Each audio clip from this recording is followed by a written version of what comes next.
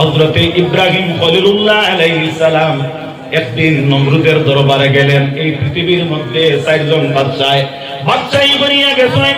এর মধ্যে 2 জন মুমিন আর 2 জন অমুমিন। অমুমিনদের মধ্যে একজনের নাম হইল কি আপনার নমরুদ।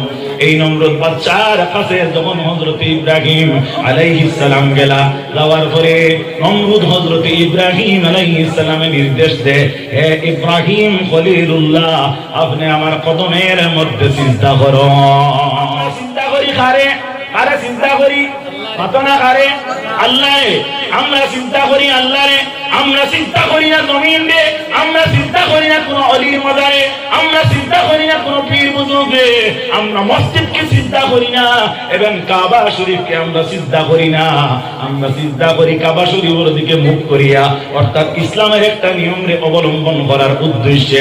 আল্লাহর নবীর উম্মত হন আমাদের লক্ষ্য হলো, আমাদের মনের ভাব হলো আমরা চিন্তা করি আমাদের মালিক আল্লাহ সুবহানাহু ওয়া তাআলার কদমে জুড়ে বলো সুবহানাল্লাহ।